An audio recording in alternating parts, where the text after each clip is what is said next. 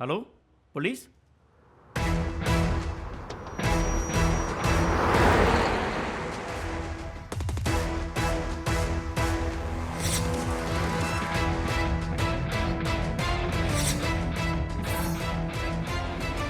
Sir, இறந்தவரோட பேர் லீ தாங் சுன்னு அடையாளம் காணப்பட்டிருக்கு. அவர் அந்த கோப்பி கடையோட வாடிக்கையாளர். அந்த தாக்குதலை பார்த்த சாட்சியோட பேர் லாவ் பூன் ஃபாட். தனியார் வாகனம் ஓட்டுறவர். அவர் போலீஸ்லேயும் புகார் கொடுத்துருக்காரு. எத்தனை மணிக்கு போலீஸில் புகார் செஞ்சாங்க? காலையில் 8 மணி. பேராமெடிக்ஸ் வந்து அவர் இறந்துட்டாருன்னு சுமார் 8:11க்கு அறிவித்தாங்க. நன்றி. அமேண்டா, பக்கத்தில் இருக்கிறவங்கள்ட்ட பேசுங்க. ஏதாவது பார்த்தாங்களான்னு பாருங்க. எதனால் இந்த தாக்குதல் நடந்துச்சுன்னு கேளுங்க. Okay sir. ஜேம்ஸ், என்னோட ஹாய் மிஸ்டர் லாவ், நான் எஸ்ஐஓ தீனா, சிஐடி. இங்கே என்ன நடந்துச்சுன்னு உங்களால் சொல்ல முடியுமா? நான் காலை உணவு சாப்பிட கோப்பி கடைக்கு போயிட்டு இருந்தேன். கார் நிறுத்துறதுக்கு ஒரு இடம் தேடிட்டு இருந்தேன். அதோ அங்கே 2 பேர் சண்டை போடுறத பார்த்தேன். நான் இறங்கி சத்தம் போட்டேன். ஒருத்தன் ஓடி போயிட்டான். போலீஸ்க்கு ஃபோன் பண்ணேன். அதுக்கப்புறம் என்ன நடந்துச்சு? சார், உங்களுக்கு ஒன்றும் இல்லையே? மெதுவா. நான் போலீஸுக்கு சொல்லிட்டேன். ஆம்புலன்ஸ் வந்துட்டு இருக்கு.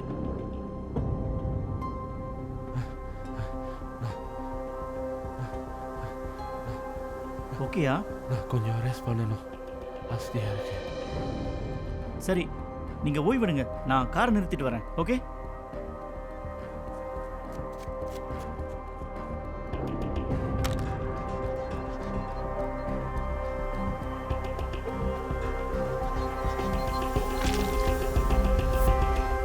கார் நிறுத்திட்டு நான் திரும்பி வந்துட்டேன். அதுக்குள்ளே பேராமெடிக்ஸ் இங்கே வந்துட்டாங்க. இடையில என்ன நடந்ததுன்னு எனக்கு தெரியாது. அந்த அட்டாக்கர் எந்த டைரெக்ஷனில் போனார்? அந்த டைரெக்ஷனில் லோரோங் 21 நோக்கி. சண்டை போட்ட யாரையாவது உங்களுக்கு தெரியுமா? இல்லை, தெரியாது. இந்த காப்பி கடைக்கு நான் அடிக்கடி வரதில்லை. பக்கத்தில் ஒரு பயணி இறக்கிட்டு இங்கே வந்தேன். மிஸ்டர் லாவ், உங்கள் காரில் இன் வெஹிக்கல் கேமரா இருக்கா? இருக்கு. அந்த ஃபுட்டேஜை பார்க்கலாமா? பார்க்கலாம். திரு லாவோட போய் காரில் இருக்கிற இன் வெஹிக்கல் கேமரா ஃபுட்டேஜ் எடுத்துருவாங்க. பிஓசிசிக்கு ஃபோன் அடித்து சஸ்பெக்ட் எந்த திசையில் ஓடினாருன்னு கண்டுபிடிக்க பாருங்க. Okay sir.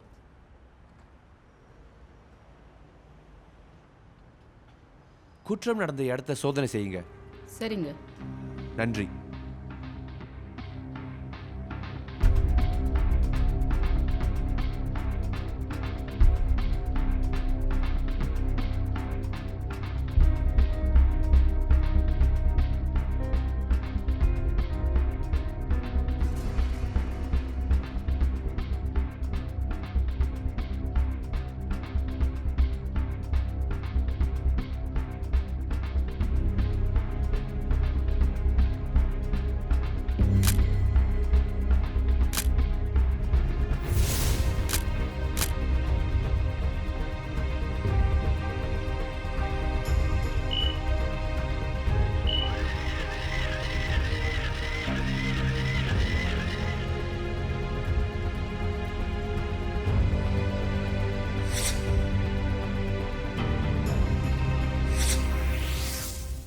Hi doctor Paul. Hi, morning. Morning.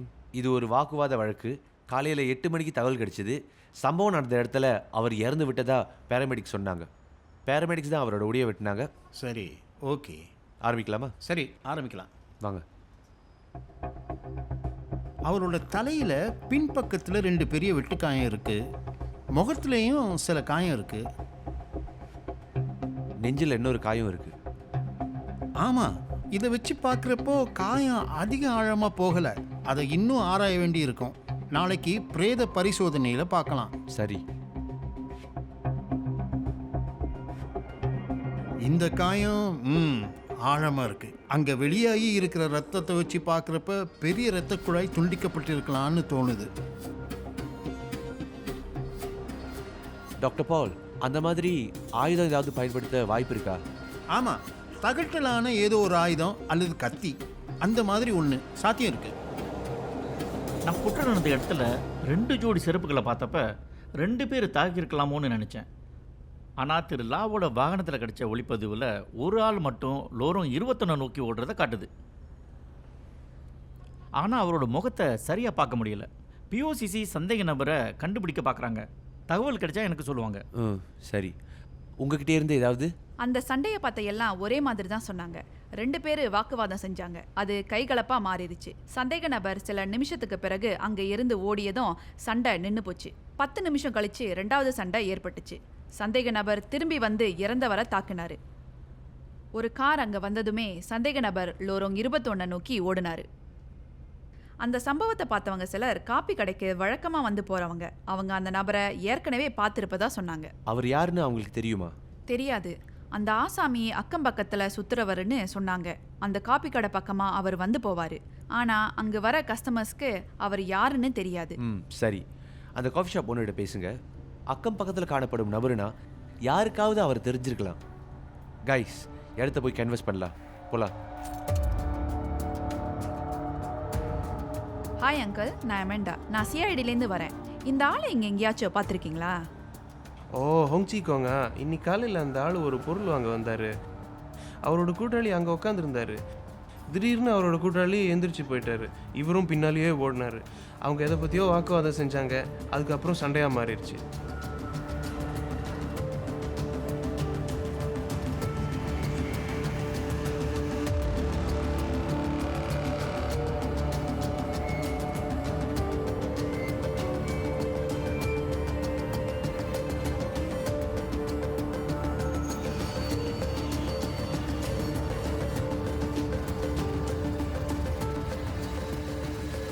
Hi sir, நான் அமெண்டா. நான் சிஐடிலேருந்து வரேன்.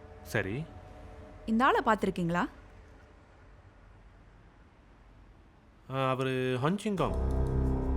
இன்னைக்கு காலையில் இந்த வழியாக தான் போனார். இந்த சட்டையை தான் போட்டிருந்தாரு. அவரை பற்றி ஏதாவது தெரியுமா? தெரியாது. எல்லாருக்கும் அவரை ஹாங்காங்னு தெரியும்.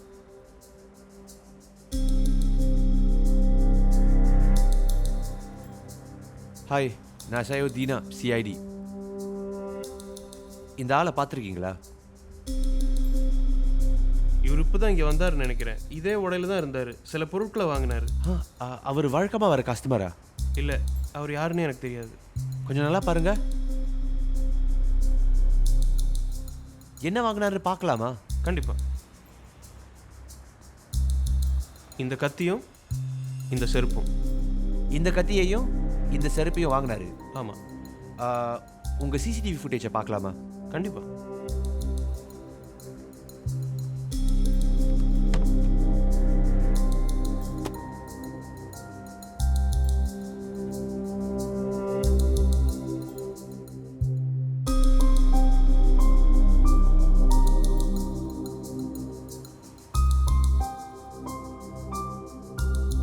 இந்த ஒரு கிளிப் தான் இருக்கா?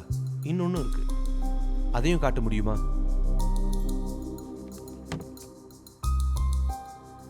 இருங்க இருங்க.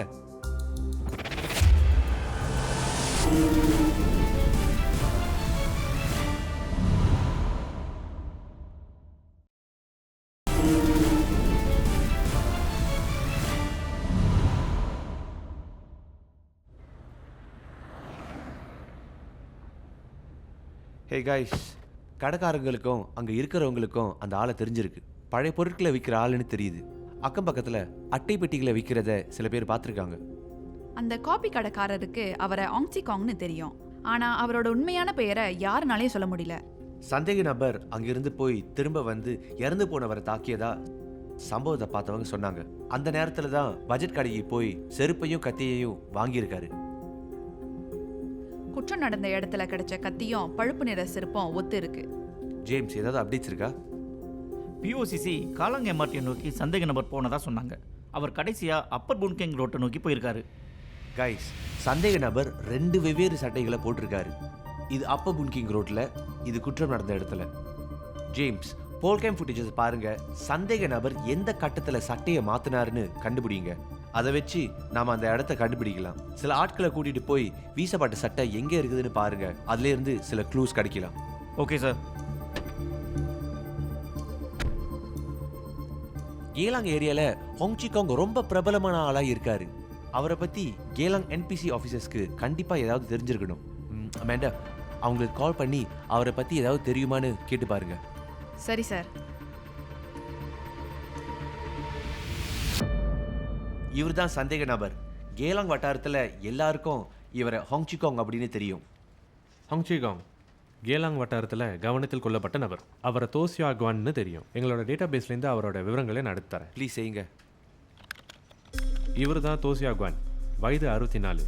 அவர் முன்னாடி குற்றம் செஞ்சிருந்தாலும் அதன் பிறகு எந்த குற்றமும் செய்யலை. அவர் பெரும்பாலும் கேலாங் வட்டாரத்தில் சுற்றிட்டு இருப்பார். அட்டைப்பட்டிகளையும் கேன்டீன்களையும் கலெக்ட் பண்ணி பணம் சம்பாதிப்பார். அவரோட தங்குற முகவரி ஏதாவது இருக்கா? இல்லை, அவர் நடப்பாதையில் தான் தூங்குவார். சில நேரத்தில் சைக்கிளில் ஒரு இடத்துலேருந்து இன்னொரு இடத்துக்கு போவார். அவர் தூங்குறது பார்க் கனெக்டர் இல்லாட்டி எம்ஆர்டி ட்ரெக் கீழே. அவர் வழக்கமாக இருக்கிற இடத்துல என்னோட குழுவை கூட்டிகிட்டு போய் பார்க்குறேன். சரி, உங்களுக்கு ஏதாவது தகவல் கிடைச்சதுன்னா எங்களுக்கு சொல்லுங்கள். கண்டிப்பாக. உங்கள் வேலை இடத்த நாங்கள் பயன்படுத்தலாமா? பயன்படுத்திங்க. நன்றி.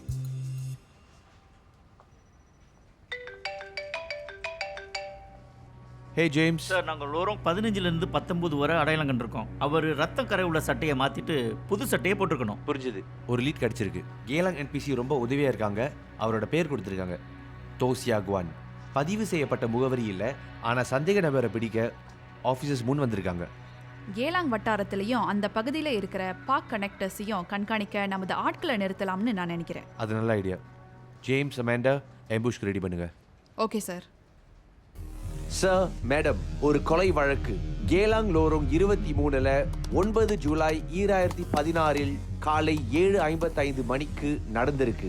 இந்த சம்பவத்தில் ஈடுபட்டுள்ள சந்தேக நபர் சீன ஆடவர், வயது 60 இருக்கும். நம் அக்கறைக்குரிய அந்த நபர் ஹொங்சி கொங் என்று அறியப்படுகிறார். அவரின் பதிவு செய்யப்பட்ட பெயர் தோசியாகுவான். அவர் கடைசியாக சிவப்பு டீ சட்டையும் வெள்ளை வரிக்கோடுகள் கொண்ட கருப்பு கார் சட்டையும் அணிந்திருந்தார். அவர் கேலாங் லோரோங் 21 நோக்கி ஓடி போனார். சந்தேக நபர் தென்படுகிறாரா என்று பார்க்க சுற்றுக்காவலில் இருக்கும் அதிகாரிகளின் உதவியை சிஐடி நாடுகிறது. அவர் தென்பட்டால் தயவு செய்து உடனே SIO தினகரனை தொடர்பு கொள்ளுங்கள். நன்றி.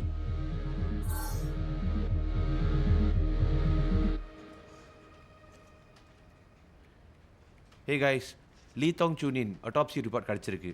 அவர் இறந்ததுக்கு காரணம் வலது கையின் மேல் பகுதியில் ஏற்பட்ட கத்தி குத்து காயம். அங்க முக்கிய இரத்த குழாயில் இருந்து இரத்த இழப்பு ஏற்பட்டிருக்கு. கடுமையான காயம்னு தெரியாமலே ரத்தம் இழந்ததால லீ இறந்துட்டாரு. DNA அனாலிசிஸ்ல லீயோட ரத்தமும் சம்பவ இடத்துல கிடைச்ச கத்தியில இருந்த ரத்தமும் ஒத்து போகுது. அந்த கத்தி தான் கொலை செய்ய பயன்படுத்தப்பட்ட ஆயுதமா இருக்கணும். வேற ஏதாவது அப்டேட்ஸ் இருக்கா? நம்ம ஆட்கள் இப்போ அவங்கள தேடிட்டு இருக்காங்க. அவர் வழக்கமாக வந்து போகிற இடத்துலையும் தூங்குற இடத்துலையும் கண்காணிப்பை தொடர்றோம். ஆனால் கடந்த ஒரு வாரமாக அவர் எங்கேயும் தென்படலை. அந்த சண்டை நடந்த பிறகு கேலாங்கில் இருக்கிற கடைக்காரர்களும் வசிப்போரும் அவங்கள பார்க்கவே இல்லை. சர்ச் ரேடியஸை எக்ஸ்பெண்ட் பண்ணும். ஹாய் சார், நான் ஐஓ டேனியல். இவர் என்னோட காலிக். இந்த ஃபோட்டோவில் இருக்கிறவர் பார்த்துருக்கீங்களா? இல்லை. நன்றி. சரி, போகலாம்.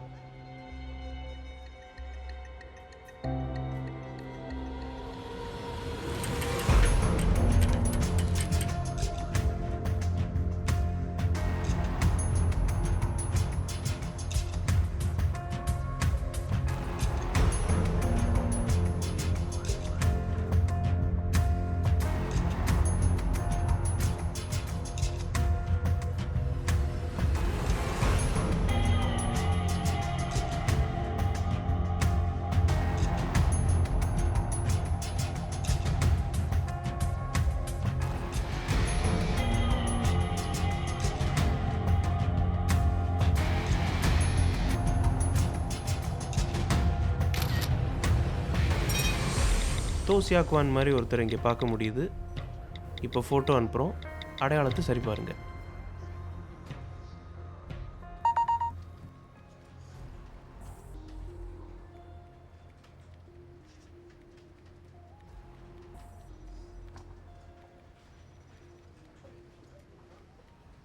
அடையாளம் உறுதி செய்யப்பட்டு விட்டது. அந்த ஆள் தோசியாகுவான். அவரை பின்தொடருங்கள். அருகில் போக வேண்டாம். நாங்கள் வந்து கொண்டிருக்கிறோம். கைஸ், தோசியாகுவானை கண்டுபிடிச்சாச்சு. வாங்க போலாம்.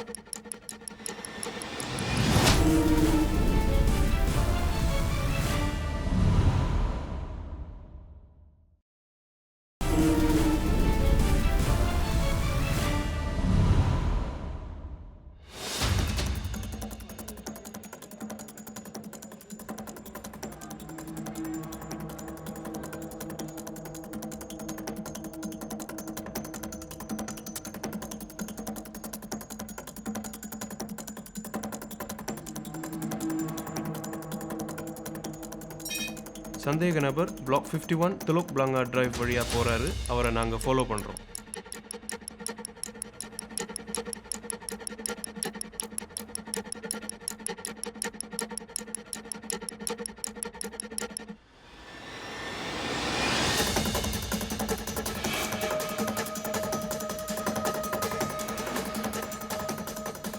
சந்தேக நபர் block 51 Teluk Blangah Drive lift lobby B பக்கத்தில் உட்காந்து சாப்பிட்டுக்கிட்டு இருக்காரு. பொதுமக்கள் யாருமே இல்லை.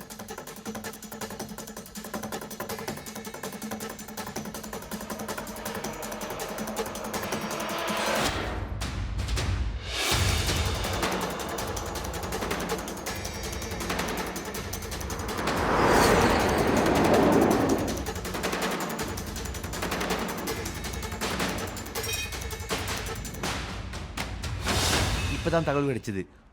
தோ அங்கே தான் சாப்பிட்டுட்டு இருக்காரு. அவரை கைது செய்ய இது சரியான நேரம். நம்ம ஃபாஸ்ட்டாக மூவ் பண்ணணும். ஜேம்ஸ், நீங்கள் அந்த பக்கம் போக. அமேண்டா, நீங்கள் என் கூட வாங்க. அவர்கிட்ட ஆயுதம் இருக்கலாம், பத்திரம். வாங்க போகலாம்.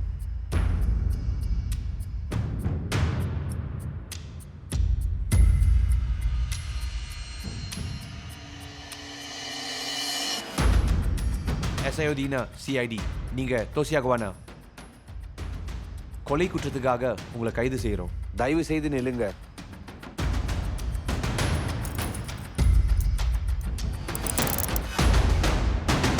போலாம்.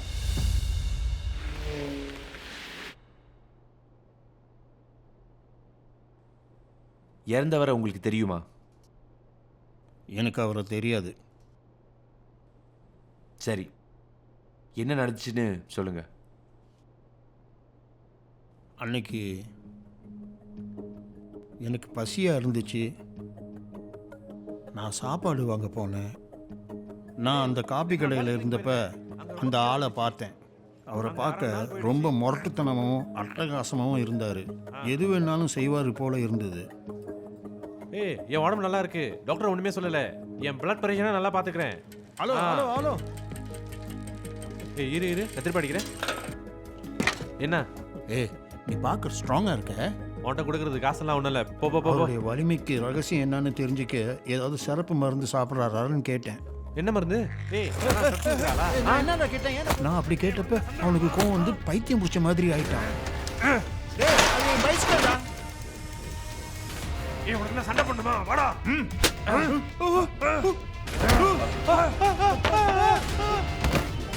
வாடா, உடனே சண்டை பண்ணுமா? வாடா. நான் ஓடி போனப்ப என்னோட ஒரு செருப்பு கழண்டுருச்சு. புது செருப்பு வாங்க போனேன்.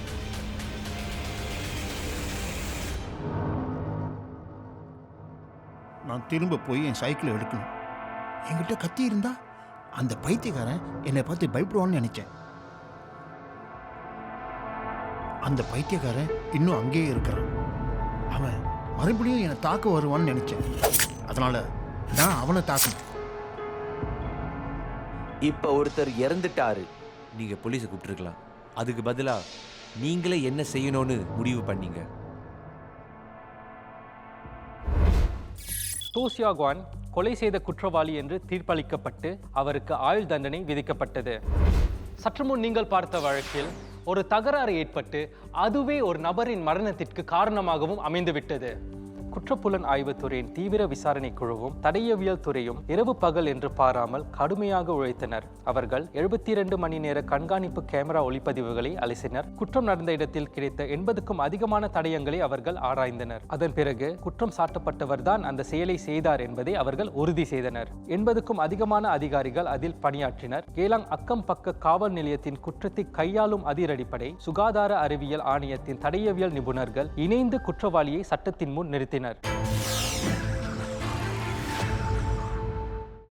அண்மையில் வங்கியில் சம்பந்தப்பட்ட புதுவகை மோசடிகள் அடையாளங்களை திருடும் நோக்கத்தோடு செய்யப்படுவது தெரிய வந்துள்ளது. மோசடி பெறுவழிகள் சிங்கப்பூர் காவல்துறையின் அதிகாரிகள் என்று குறுஞ்செய்தி செயலிகளில் சொல்லிக்கொண்டு பாதிக்கப்பட்டவரின் அடையாளங்களை திருடுவார்கள். இவ்வாண்டு அப்படிப்பட்ட 200 மோசடி பற்றிய புகார்கள் செய்யப்பட்டுள்ளன.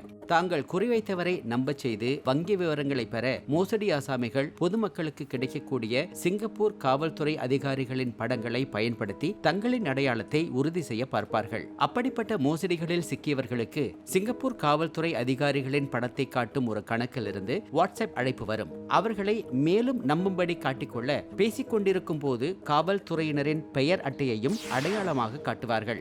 ஏதோ குற்ற நடவடிக்கையில் ஈடுபட்டதால் அவரின் வங்கி கணக்கு முடக்கப்பட்டு இருப்பதாக பாதிக்கப்பட்டவரிடம் சொல்லப்படும். வங்கி கணக்கை விடுவிக்க வங்கி கணக்கின் விவரங்கள், கடன்பற்று அல்லது பணம் கழித்துக் கொள்ளும் அட்டையின் விவரங்கள், ஒருமுறை வரும் கடவுச்சொல் போன்றவற்றை கொடுக்க வேண்டும் என்று கூறப்படும். தெரியாத ஒரு பரிவர்த்தனை செய்யப்பட்டுள்ளது என்ற எச்சரிக்கை கிடைக்கும் போது அல்லது தங்களின் பணம் தெரியாத ஏதோ ஒரு கணக்கிற்கு மாற்றிவிடப்பட்ட விவரம் கிடைத்த பிறகுதான் பாதிக்கப்பட்டவர் தான் மோசடி செய்யப்பட்டிருக்கிறோம் என்பதை உணர்வார். காவல்துறையும் அரசாங்கத்துறையினரும் நடந்து கொள்ளும் விதத்தை முதலில் கவனித்துக் கொள்ளுங்கள். அவர்கள் ஒருபோதும் உங்களின் வங்கி கணக்கு விவரங்களையோ ஒருமுறை வரும் கடவுச்சொல்லையோ உங்களிடமிருந்து கேட்கவே மாட்டார்கள். ஒரு தொலைபேசி அழைப்பு அல்லது குறுஞ்செய்தி அனுப்பும் தளத்தை பயன்படுத்தி அவர்கள் கட்டணம் செலுத்த வேண்டும் என்று சொல்ல மாட்டார்கள். தெரியாத ஒரு நபருக்கு பணம் கொடுங்கள் என்று சொல்ல மாட்டார்கள். இதுபோன்ற மோசடிகளில் இருந்து உங்களை பாதுகாத்துக் கொள்ளுங்கள். அப்படிப்பட்ட அழைப்புகளையும் அழைப்பவர் சொல்லும் விவரங்களையும் அலட்சியம் செய்துவிடுங்கள். உங்களின் வங்கி விவரங்கள், கடன்பற்று அட்டை அல்லது பணம் கழித்துக் கொள்ளப்படும் அட்டையின் விவரங்கள், ஒரு முறை வரும் கடவுச்சொல் போன்றவற்றை யாருடனும் பகிர்ந்து கொள்ள வேண்டாம். உங்களுக்கு சரியாக தெரியவில்லை என்றால் 999 என்ற எண்ணில் தொடர்பு கொள்ளுங்கள் அல்லது அருகில் இருக்கும் அக்கம்பக்க காவல் நிலையத்திற்கு சென்று அழைப்பை பற்றி கேட்டு தெரிந்து கொள்ளுங்கள். நம்மையும் நம் அன்பிற்கு உரியவர்களையும் பாதுகாக்க ஆக்கப்பூர்வமான நடவடிக்கைகளை எடுத்து மோசடிகளை முறியடிக்கும் அறிவார்ந்த சமூகமாக மாறுவோம். உங்களுக்கு ஏதும் ஆலோசனை தேவைப்பட்டால் மோசடிகளுக்கு எதிரான உதவி எண்ணில் தொடர்பு கொள்ளலாம். அதற்கான எண் 1800-722-6688 அல்லது www.scamalert.sg என்ற இணைய பக்கத்தை நாடலாம். குற்ற கண்காணிப்பின் இந்த நிகழ்ச்சியை நிறைவை எட்டியிருக்கிறோம். உங்களிடமிருந்து இப்போது விடை பெற்றுக் கொள்வது டிஎஸ்பி அருண். அதுவரை குற்றங்களை தடுக்க, தவிர்க்க, கண்டுபிடிக்க உங்கள் பங்கை தொடர்ந்து செய்யுங்கள். வணக்கம்.